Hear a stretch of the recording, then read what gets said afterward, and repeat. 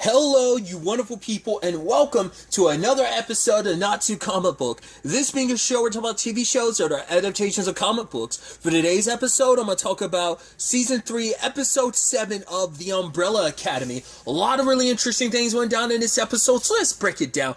First and foremost, I think it was kind of interesting we got that opening with Lila. We kind of find out what happened when she briefcased away at the end of Season 2.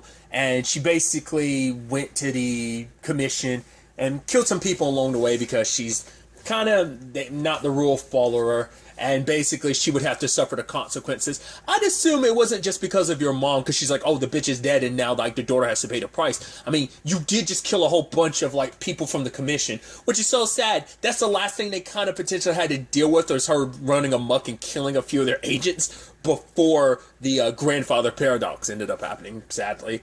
But she kept rewatching the Infinite Switchboard over and over again, which is so interesting because 5 brought that up a couple episodes. I want to say, yeah, episode 3, about how, like, yeah, your mom killed you and I saved you. And she already knew this ahead of time.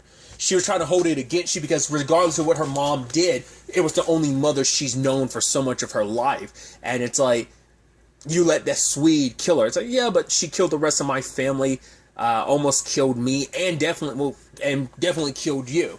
And just, she watched it over and over again. It's like, wow, because Lila ended up choosing the umbrellas over Handler, and she put a bullet in her heart. So she went off to Berlin, where the moment you saw that shoe symbol, I was like, there's a hidden briefcase, because we know you had a briefcase, so it's like, it makes sense that's where you have it. Handler's little hidden spot. I guess Lila wasn't aware. I guess Lila isn't supposed to know where it is, but Handler left it there being like, oh, if you found this, that means whatever you're running from, keep running, which is kind of sad. I mean, it's just further proof of Lila and the Umbrellas are all a byproduct of their parents. No matter what they do, all their actions, all that they do is usually kind of a byproduct of the trauma associated that their parents got, the scars that essentially their parents left them with. So she met Trudy in Berlin in 1989, where she found the suitcase, drummed with her for a while, but while she was drumming, she ended up seeing Diego. I guess this all ultimately ends up tying into what we find out later on. Because I guess, once again, it's only been like maybe a couple days for Diego, and I guess it's only really been like a couple days with Lila for all we know. So that's why Diego was still so fresh on her mind. She wasn't traveling all around time traveling for like 12 years. It was not nearly that long. It's probably not that long. Who knows how long she was kicking with the band staying in Berlin. But, because I thought like she stayed around Stanley when he grew up. It's like, no, Stanley was already 12. His mom left with the bassist because apparently that's what she does. And Lila brought him along just to mess with him. But now it's like, cool, because she did that, he's dead. To be fair, well, who knows how long it would have taken the Cuckoo Blitz to reach him in 1989. I mean, it reached the commission that exists out of time. He would have gotten like that anyway, but at the very least he would have been with his mom and not in the mix of all of this. Like, Lila put him in danger being here, and that was just her way of like, it's like, right, were you doing that just to mess with Diego? Well, she talks with Diego later on, and finally, because she'd actually talked to Allison about like, right, do you have any idea how I can get your brother to kind of forgive me? She's like, apologies aren't, it's about basically listing all the terrible, like, once you're able to list all the shitty things you've done, the person's able to list off the shitty things you've done, then now you can finally understand. I forgot, it's either you or them. Someone lists off all the shitty things you've done, and once that happens, then it's like, cool, now you understand all the terrible things you've done. So now it's true that you're apologetic, because if you're not even willing to acknowledge or admit or recognize the terrible things you've done, how can you even really call that apology? But she ends up telling Diego the truth about the whole Stanley thing.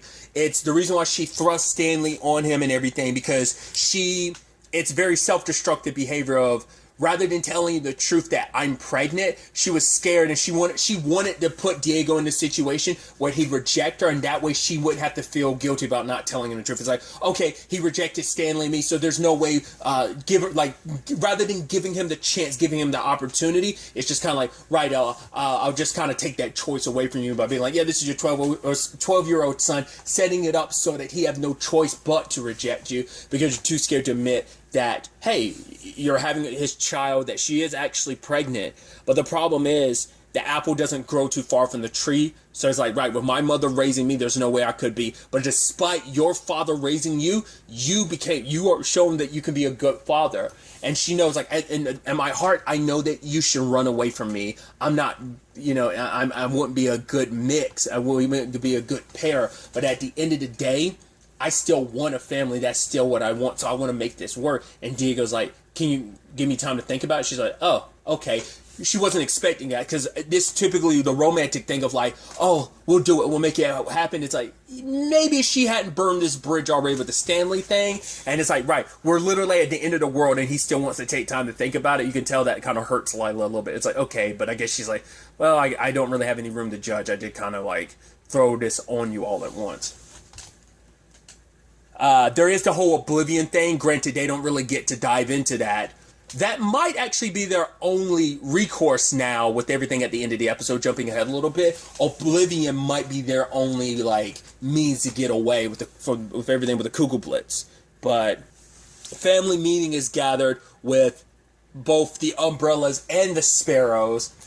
Victor found Harlan is gone, so I didn't realize Allison had already killed him and put him in the back of the trunk. I didn't recognize. Maybe if I paid more attention, maybe I would have saw that, like, his throat was slit, or maybe she just used her rumor power. I thought, like, maybe he was locked up somewhere, but it's like, no, he's straight up dead. She specifically is the one that killed him too, which is like, because I don't think she's actually ever killed anyone. Sadly, Victor has killed people with his powers in the past, so.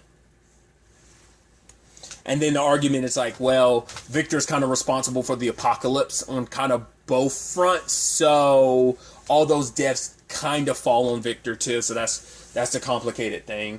But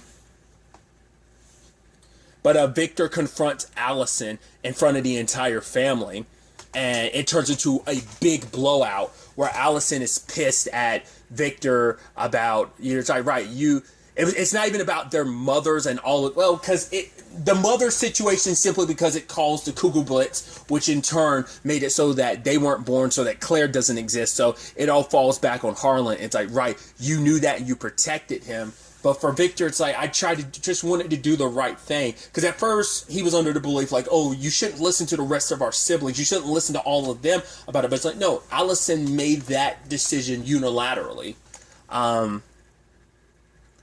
And then we see that there's still a little after effect of what Harlan did to her last episode, because without even saying, I heard a rumor, she was able to make Victor stop talking to her. Like, how'd you do that? And she's like, well, it's a byproduct, a goodbye gift from Harlan.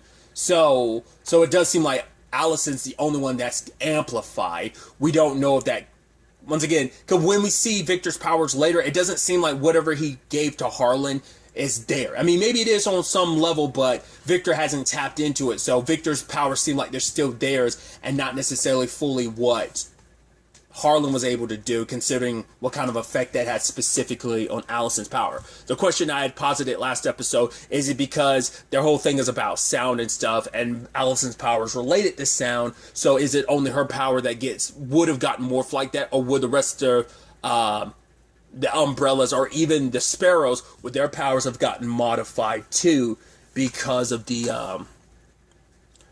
Harlan? Would he have been able to change their abilities too, or at least amplify them? Who knows? But it gets pretty bad, because it's like, once again, Allison like throws everything at Victor, like, this is your fault, all these deaths and everything. It's like, yeah, almost killing me, killing Pogo, kind of almost being like, everything's kind of on you. You never get to take responsibility. Everyone else around you has to suffer, but you never seem to quite pay the consequences for your actions. Because it's like, yeah, because for Victor, helping Harlan was the only thing he could do. He didn't know how to reverse things, how to get Allison back to Claire, and it's like, oh, can get you back. Did it bring Claire back? Did it bring Sissy back? No. So it's like, what have you good for? And even going as far as saying, we should have left you in the basement. And at that moment, Diego stood up and he was like, stop, Allison, because that was going too far, especially knowing, like, that speaks volumes. It's like, especially that's a sad thing considering, for one, Allison was the one that tried to stop the others from locking Victor up in that back there again. She was the one that was kind of like, no, let's not do this. She tried to stop the others. Ironic for her to be the one now saying like, oh, we should have never let you out. Five just kind of sat back on the sidelines. The main ones there being Luther and Diego, who wanted to kind of like stop Allison from going as hard in the paint as she did.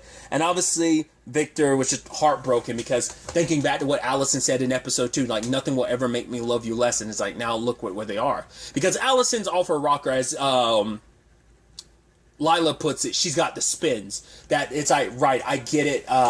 Time is changing all around you, so it's going to make you feel like nothing's real. But it's like, no, everything is real, because Allison's like, oh, who cares? Maybe we're going to end up in a new timeline, that timeline where Harlan doesn't exist or whatever. It's like, yeah, nothing matters anymore. It's like, right, when all this time travel is going to get to your head, what's real, what wasn't. Like, if you're not with somebody, you know, if that was in a different time and now a different timeline, did Claire even exist? Did Ray even exist? Those conversations she was having last episode or so. Now the thing is, though, Lila's telling her to ground onto something that keeps her grounded, something that is real. But that thing for her was Claire. It's like, now that thing that kept me grounded is gone, what do I do? And Lila's like, find something else. And you would think that thing would be her siblings, but she can't she can't hold on to them because, well, Luther and her had their awkward situation. Plus, he's kind of not hers anymore. And she's still keeping her distance, even from the rest of her siblings, not just Victor. Because they probably had, probably out of any of them next to her and Luther, despite their complications, Victor and Allison probably had, the better relationship, despite everything. I mean, over the course of season 1, the relationship got better and better. Obviously, Leonard kind of complicated that, but obviously the relationship got good in season 2, continued to grow and get better in season 2. Then it grew and got better, but obviously it hit a pretty rough spot. Pretty early on still in this season, so. And Victor wanted to just but I love Ben just being a complete another asshole. It's like, oh, were you expecting someone to come in here and get you? It's like, oh, it's pretty selfish that everything going on, you want to sit in here and mope. It's like, oh, that's kind of jacked up. Also, don't cry in my bed sheets. Even Victor being like, yeah, our Ben really was the nicer Ben. So it's like, yeah, he's kind of an asshole, but it's also like, right, I don't have the pleasantries of keeping the kid gloves on. So their plan, it's Sloan, Fee, Lila, and Christopher, and Victor. Mainly Victor, Lila, I guess Fee, because of her, maybe her sight, she's able to kind of see certain things because she kind of took lead on that whole thing, but it was mainly Lila, Sloan, Christopher, Victor, who all kind of took control of the situation. The point was to basically make the condense the black hole within itself or something. I don't know. They were basically finding a way to contain it. I thought things were going to go super bad because of Grace, because of Mom, because she snapped and she was basically touting some religious stuff. And Diego was like, please don't make me kill you. And luckily, but Five ended up doing it. I think, because even Victor was like, yeah, thanks for doing that, because that way Diego didn't have to kill Mom, which Five was like, yeah, it's kind of messed up our family. It's like that, huh? And Victor's like, yeah, even I recognize how crazy that was to say that out loud the moment I started saying it. But it is, I think Five did that specifically because I don't know if that ever came up in season 1. I don't remember. Because we know Diego is the one who ended up killing Mom in the original timeline. So I'm wondering, is that why Five did it this time? Because he knew Diego did it before. Or really, even if he didn't want to put Diego in that position. And it would have sucked for Diego. Even if he explains it to Lila, no, that's not our mom. It's like, it still would have fucked him up, being the one responsible for killing her yet again. So the capture process does seem like it's working. It's all working out. They're all celebrating together. But then, Victor and Allison are looking at each other from across the party, and Allison walks away. Victor has no choice to walk away either. But walk away too. Then we start getting into the complicated conversation that Five has with Victor. It's like the reason why I wanted this jump to matter more than anything else. I killed an entire boardroom trying to get us back home, and because Victor didn't know that. The only person who knew that was Luther. Well, Luther and Lila, they're the only ones alive who know the truth about what Five did last season. Maybe Diego, because he was at the commission after it already happened, so Diego might be the only other person that might know the truth, too, about what he did. I don't remember now. But he basically told Victor, no amount of saving people can make up for the death that we've caused. Like, the fact is, like, no amount of saving 5 Harlans won't equal the deaths of 2 Claires. He's like, you don't want to start doing that math because it will never add up and you'll still keep pushing that line trying to justify it. Like, the deaths we've caused, there is no, like, calculations that are worthy enough to kind of scale the balances, balance out the scales again. But Victor's like, no, I don't believe that. And he's like, I get you want to do good, but you are too powerful that even when you try to do good, you never know what the ripple effect is going to be. That there are consequences. It's just that, you know, the price you have to bear being one of the most powerful beings, you know, and your power is so powerful you can't make decisions on your own anymore. You can't go rogue, and that's the sad thing. Now Victor has to check in any move Victor makes. It's like you have to consult the rest of the family too. It's like, right, which kind of sad because it kind of puts Victor back to being that kid again, where it's like the same one that their dad ended up drugging and it's like, oh, you're kind of basically, they're in a fucked up sense, they're muzzling Victor. It's like, right, because it's like Victor didn't ask for this, to have the power that he has, to be as powerful as he has, but he tries to do the best that he can. You know, once again, a lot of this still goes back to the way their father handled things. And so it's like, right, what's that line from 5 I thought was really good? Do you know what they call a superhero who doesn't listen to anybody? A villain. And Victor's like, I'm not a villain. It's like, God, I hope that you aren't one, Victor. I hope it never comes down to that, which you're like, sounds very foreshadowing. Which I'm wondering if that has any correlation with the missing arm that he has in the future. You know, the older him that was running the commission.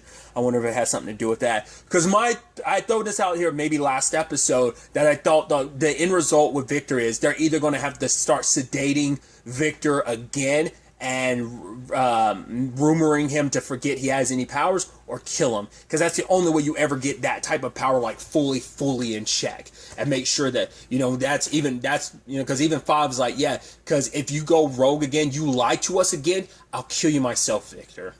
Which he has threatened to do his siblings time and time again, but killing Victor would be that's some equations that could still work out. He's like, I don't want to do it, but if I have to, brother, I will kill you, because that's the only way to keep everyone safe from you, because you are sadly a ticking time bomb, which once again, Victor's a time bomb that is a byproduct of, and it's so sad because Ben went through so much, you know, I mean, sacrificing himself last season to be like, no, Dad never gave you a chance. And the family, I'm sure in the family's case, it's like, no, we've given you a chance, and you've kind of like, things have kind of blown up twice now, and now this is a third byproduct of your actions and your power. But it's still like, once again, it's kind of all goes back to your dad, and it's like, maybe if Victor could have gotten training at a younger age, and if, like, because we're back to everyone fearing his powers, because that's why their dad locked his powers away all those years ago, was because he was afraid it was something beyond his own control. And now, which makes you wonder, is that why he kind of handled the rest of the children the way he did in response to Victor? Now he handled the rest of them like that. We'll kind of get to that when we get to Klaus's side of things. Which was interesting, despite the celebrating and stuff like that. Faye's like, okay, so we're going to kill them, right? It's like, no. Like, apparently, because Ben struck some deal with their dad, and like, what deal? What are you going to get out of this? Why do you need the Umbrella Academy? Why does he want them? I'm assuming that has to also deal with why he's off powering up Klaus and getting him better control of his powers. But Faye's just like, I keep saying Faye. Faye is just like, I'm done. Her and Christopher are about to bounce. But Christopher can't contain the Kugelblitz anymore. It erupts, taking out Faye, causing more destruction. Which I should add, the fact is that Luther and Sloane have their like beautiful moment. He's basically proposing to her with a moon rock, which is super beautiful, which is super sweet. Even like, all these places in Italy, like Italian restaurants you would want to go to, the ones that are still standing, they're having this conversation, this sweet moment in front of the destruction that is the city and most likely a good chunk of the world. Which is also jacked up. It's like, yeah, they saved the world, but like most of the world is still like, a lot of people are dead, the world's kind of burned to a crisp. Like it's kind of like, I guess it's just the world we live in now. Maybe there's enough people here that we can rebuild or something. I don't know. It's like, that's kind of shitty, but it's like, yeah, I doubt they'll be in this world too much longer. Like I said, with the Kugelblitz at the end getting released and devouring everything yet again. So I feel like the only safe place is probably Oblivion. Because that seems like that might be a separate thing or world or something to this world. So, as I brought up before, it seemed like it might be kind of a bit of a mirror world. But either way, that might be the only... Because we know, well, at least they'd be protected somewhat in that bunker at the commission. But, I mean, for one, they don't even have a way to get back there because Five's time traveling would have to be spot on. Which it's not when it comes to like jumping like that. You'd need a briefcase and there's no more of those in existence.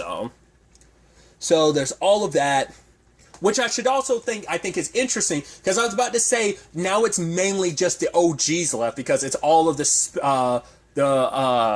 Umbrella Academy and Ben. But no, Sloane's alive too. But now it's like, yeah, they're the only two Sparrows left. Interesting timing though that all this goes down while their dad is off of Klaus trying to kill him over and over again, because every time he comes back to life he's in a noodle position, as Reginald puts it, which I love that on his way there he's listening to Ride With Me by Nelly, and he's just played that Must Be the Money. Like, I love that. I just thought that was so weird and interesting. But each time, like, Klaus is coming back to life, it's a shorter time spent. I'm like, I was almost wondering, like I brought up previously, like, does he have a limit to how much? Like, is that going to cause any, like, permanent damage? Doesn't seem like it. Just seems unreal that, like, you can come back to life over and over again and zero consequences. Like, there's got to be some, like, natural order to things that is, to be fair, there's a Kugelblitz happening, so it's not like there's 100% natural order of things happening already, like not just the world, universe is falling apart and collapsing upon itself, so it's not like this is the most stable environment. So even if there was some cosmic backlash in a universal sense of dying and coming back to life that many times with no consequence, it kind of doesn't matter considering everything that's going on. But it is interesting that Reginald's like, oh, did we ever go on family trips and stuff? It's like, no, Dad, you kind of messed us all up. Doing what you drugged Victor. You made, Ben died during the Jennifer thing, which when Victor went into Ben's room, he saw a drawing of Jennifer. Like I said, I don't think they ever specified too much about that very incident, like the significance of it. And it keeps coming up, and you're like, that's going to be either plot relevant coming soon or soon enough, like maybe in the future, but they just keep going back to that incident. Granted, it's an important incident because it's the reason why Ben died in the original timeline, but they still keep going back to it now. So, but it's like, yeah, Ben dying, 5 getting lost, 4 getting locked up in that facility, in the mausoleums at such a young age. So Reginald sets everything in motion